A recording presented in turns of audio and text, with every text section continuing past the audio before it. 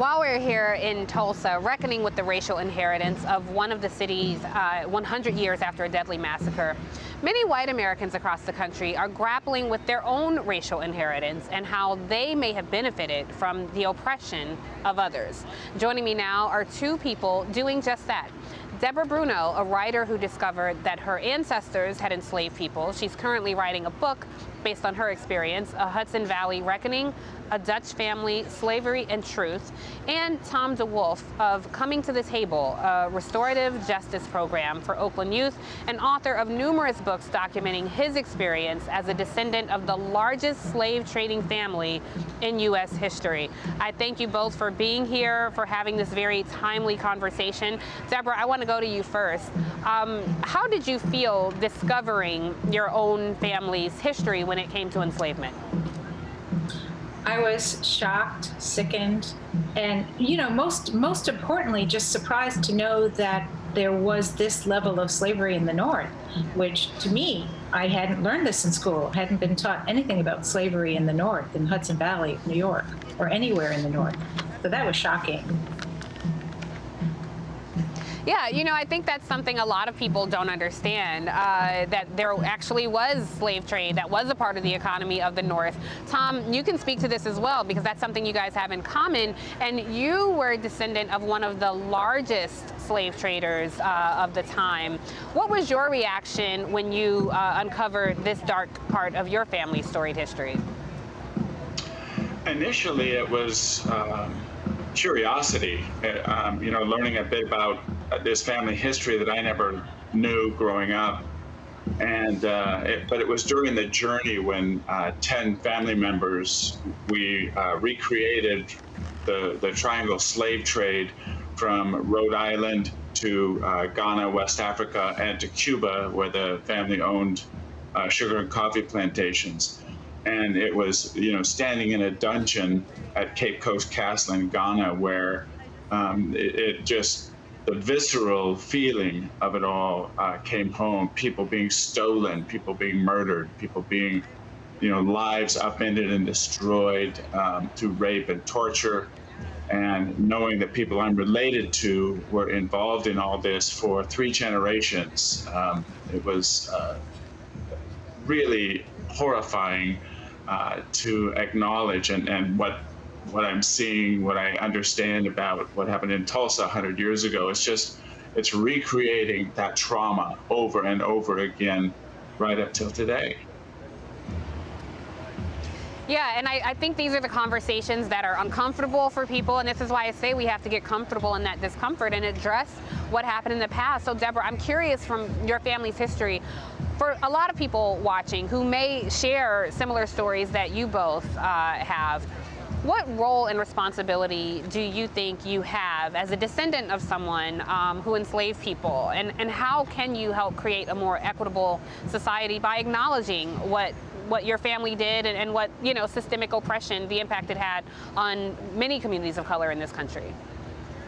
I think that's a great question. I think I have a very important role, and one of them is to just tell the story, to make sure that people know, so that New Yorkers in particular, but anyone in this country, can learn about the history of slavery, which goes far beyond what we may have thought. And so part of this is I am writing a book, but also there's been a lot going on now, especially in New York, for example, with discovering some slave cemeteries that were nearly paved over in Kingston, New York. There's a Pine Street project to look at the burial grounds there. Things like that need to be told. There need to be memorials for the enslaved. There needs to be information given to people when they come to the area so they can learn more about this history. There's a great deal that can be done, and I think it really does have to start with knowledge first. You know, that's I think the thing that, you know, if people don't know, they can't honor what's gone on in the past, the people who died under slavery, and to know about whether their ancestors enslaved people. You know, it doesn't necessarily mean that I am personally guilty, but it means that I have, I think, a responsibility to tell this story, to tell this truth. Right, and I think a lot of people feel that way. They get very defensive that I am not personally guilty. But if we acknowledge, that perhaps there was benefit there, I think that's a start on making the country, into a better place. Tom, for you, because you were the descendant of one of the largest enslavers, I'm just curious what your thoughts are on reparations. I mean, this is a big conversation in the country right now, and people feel like, wait, you want to take my money for what my ancestors did, and that's not exactly what reparations is. But I'm just curious your thought, given your own family history. It's one of the biggest challenges. The word reparations scares the crap out of all white people, it seems. And the reality is, when damage is done, repair it. And that's what reparations is repair.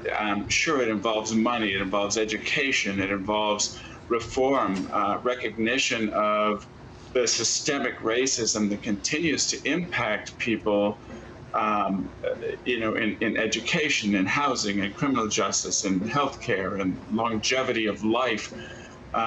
So reparations is an obligation to repair the damage that has been done. I mean, we do that in our own relationships when we want to repair broken relationships.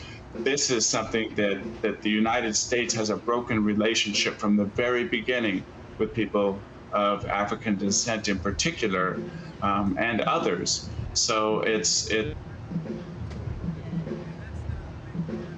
repair it.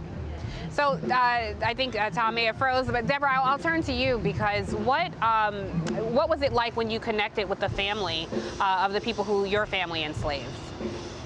Well, that was actually one of the joys of my life, is that I reached out to a woman from a wonderful Facebook group called I've Traced My Enslaved Ancestors and the People Who Owned Them, which is kind of an interesting name.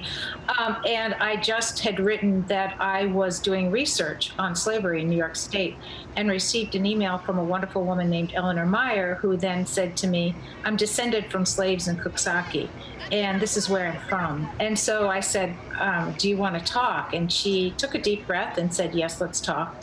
And we've been doing this research together, and we've been finding some wonderful things, some wonderful research about her ancestors. And the more you peel back the layers, the more you know, the more you can understand that these were real people who lived and died and had wonderful stories to learn about. Some of them had giant families. Some of them have disappeared from history. But she and I together are really having a great experience learning this, and we've become friends. We have a lot in common, which is really kind of fun. We're both booky. We love to read books. We love histories. We love cemeteries. So. And just, I think the acknowledgement that this happened is something that's so lacking in this country. So I thank you both for sharing your story. And this is an ongoing conversation, and just us talking about it, I think, makes it less uncomfortable as we do that. So thank you, Deborah and Tom, for joining us. And up